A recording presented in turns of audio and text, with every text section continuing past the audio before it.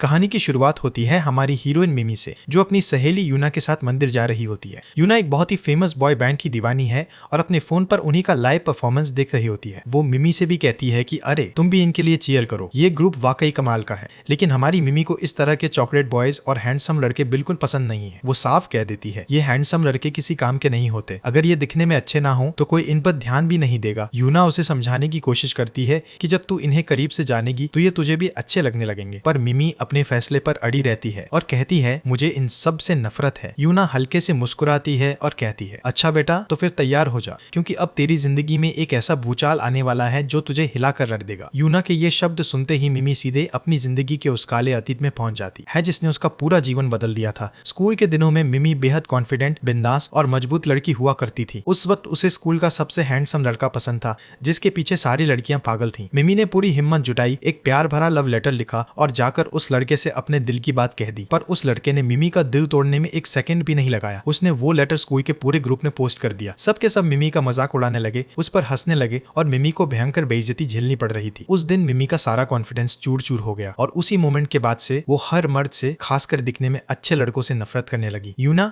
अब भी मिमी का मूड ठीक करने की कोशिश करती है और उसे उस बैंड के लीडर कोटा के बारे में बताती है। वो कहती है कि कोटा बहुत ही दयालु, मददगार और साथ ही बेहद हैंडसम इंसान है। पर मिमी को रत्ती भर भी फर्क नहीं पड़ता और वो दो टूक कह देती है कि मुझे उस ग्रुप से कोई लेना देना नहीं है। इसके बाद मिमी अपने काम पर चली जाती है। वो एक सिंपल से रेस्टोरेंट में काम करती है। जब वो वहाँ सफाई कर रही होती है तभी टीवी पर वही बॉय बैंड परफॉर्म करता हुआ दिखता है, जिसमें कोटा सबसे आगे खड़ा था। मिमी उसे गौर से देखने लगती है और उसे लगता है कि इस लड़के की पर्सनैलिटी वैसी नहीं है जैसा वो सोच रही थी। तभी इंटरव्यू के दौरान जब कोटा से पूछा जाता है आपकी जिंदगी की सबसे बड़ी ख्वाहिश क्या है, तो कोटा बड़ी सादगी से जवाब देता है मेरा सपना है कि मैं हर किसी की जिंदगी में खुशियां ला सकूं और कभी किसी को उदास न देखूं। कोटा की ये बातें सीधे मिमी के दिल को छू जाती हैं और वो सोचने लगती है कि क्या आज के जमाने में भी सचमुच ऐसे लोग जिंदा हैं। तभी अचानक मिमी के होश उड़ जाते हैं जब वो साक्षात कोटा को रेस्टोरेंट के अंदर आते देखती है। असल जिंदगी में वो टीवी से भी कहीं ज्यादा हैंडसम लग रहा था। मिमी को डर लगने लगता है कि कहीं ये भी उसका मजाक ना उड़ाए, पर तभी मैनेजर मिमी से कहता है कि जाकर सर को पानी दो। कोटा के सामने खड़े होकर मिमी एक पल के लिए पूरी तरह कंफ्यूज हो जाती है, पर फिर खुद को संभालते हुए मन में कहती है ये बाहर से जितना शरीफ दिख रहा है अंदर से पक्का वैसा ही घटिया होगा। वो कोटा से दूरी बनाकर रखती है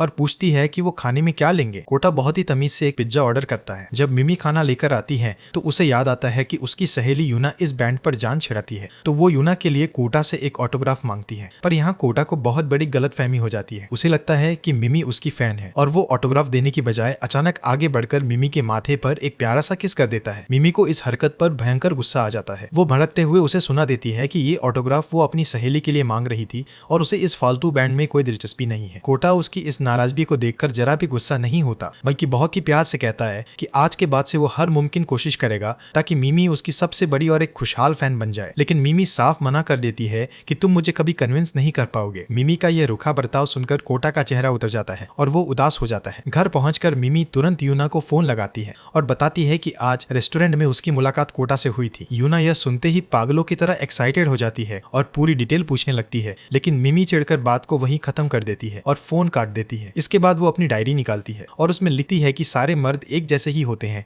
और कोई भी उसके दिल के लायक नहीं है, इसलिए उसे कोटा से कोसों दूर रहना होगा। क्योंकि जब जब वो कोटा को देखती है उसका दिल न जाने क्यों पिघलने लगता है। कुछ दिनों बाद मिमी रेस्टोरेंट में काम कर रही होती है कि अचानक कोटा को दोबारा वहाँ देखकर वो हैरान रह जाती है। इस बार कोटा वहाँ खाना खाने नहीं आया था, बल्कि मिमी की मदद करने और उसके करीब आने के बहाने ढूंढ रहा था। वो मिमी को अपने बैंड के कई सारे म्यूजिक एल्बम्स और मैगजीन्स लाकर गिफ्ट करता है, उसे अपने कॉन्सर्ट में आने का इन्विटेशन देता है और यहाँ तक कि उसे एक फ्री टिकट के साथ फ्री मील का ऑफर भी देता है। लेकिन मिमी अब भी बिल्कुल ठंडी और रूड बनी रहती है। वो साफ कह देती है कि मुझे इन सब फालतू चीजों से कोई मतलब नहीं है। कोटा बेचारा कंफ्यूज हो जाता है और उससे पूछता है क्या तुम्हें कभी अकेलापन महसूस नहीं होता। मिमी करारा जवाब देती है कि मेरे पास इन सब फालतू बातों के लिए टाइम नहीं है। पर कोटा भी हार मानने वालों में से नहीं था। वो मुस्कुराकर कहता है कि जब तक तुम मुझे पसंद करना शुरू नहीं कर देती मैं यहाँ बार बार आता रहूंगा। धीरे धीरे कोटा का रेस्टोरेंट में आना जाना बहुत बढ़ जाता है और मिमी भी धीरे धीरे ये नोटिस करने लगती है कि कोटा वाकई एक बेहद दयालु और केयरिंग इंसान है, जो हमेशा बिना किसी स्वार्थ के दूसरों की मदद के लिए तैयार रहता है। एक दिन मिमी टीवी देख रही होती है जहाँ कोटा एक बहुत ही मशहूर एक्ट्रेस यूमिका के साथ इंटरव्यू दे रहा होता है। यूमिका और कोटा को साथ देखकर मिमी के मन में अजीब सा शक होने लगता है कि क्या इन दोनों के बीच कोई चक्कर चल रहा है। फिर एक दिन जब कोटा रेस्टोरेंट में मिमी की मदद कर रहा होता है तभी वहाँ दो लड़के आते हैं। उनमें से एक लड़का कोटा को पहचान लेता है कि यह तो वही फेमस आर्टिस्ट है। वो लड़का तंज कसते हुए कोटा का मजाक उड़ाने लगता है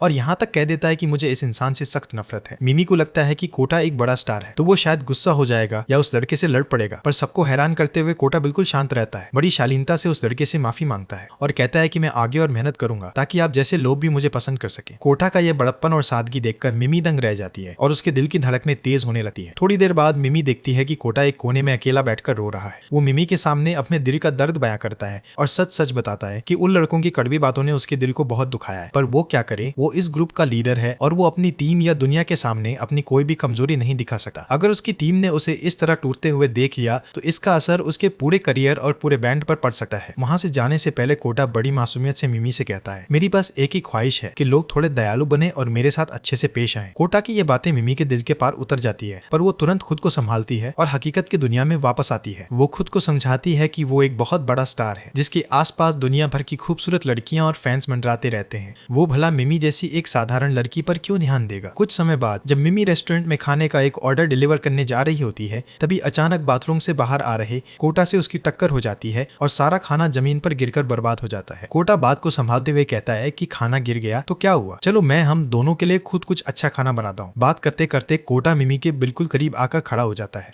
और समझाता है कि वो दरअसल अपनी आने वाली फिल्म के एक रोमांटिक सीन की प्रैक्टिस कर रहा था। कोटा को अपने इतने करीब देखकर मिमी बुरी तरह नर्वस हो जाती है और उसका पूरा ध्यान कोटा की उन गुलाबी होठों पर चला जाता है। मिमी की इस घबराहट और बेचैनी को कोटा तुरंत भाप लेता है और बड़ी जेंटलमैन स्टाइल में टॉपिक चेंज करते हुए उसके परिवार के बारे में पूछने लगता है। मिमी बताती है कि वो इस शहर में बिल्कुल अकेली रहती है, उसकी माँ अब इस दुनिया में नहीं रही और उसके पिता काम के सिलसिले में कहीं दूर रहते हैं। इसके बाद मिमी भी उसके परिवार के बारे में पूछती है तो कोटा अपने फोन में अपने परिवार की तस्वीरें दिखाता है और बताता है कि उसकी पूरी फैमिली विदेश में रहती है। तो दोस्तों, जहां एक तरफ मिमी को कोटा की सादगी से प्यार होने लगा है, वहीं क्या कोटा की स्टारडम उनके बीच दीवार बनेगी और क्या है उस मशहूर एक्ट्रेस युमिका का सच? जानने के लिए वीडियो को लाइक करें और चैनल को सब्सक्राइब करना बिल्कुल ना भूलें। मिलते हैं इस कहानी के अगले मजेदार पार्ट में, तब तक के लिए बाय बाय।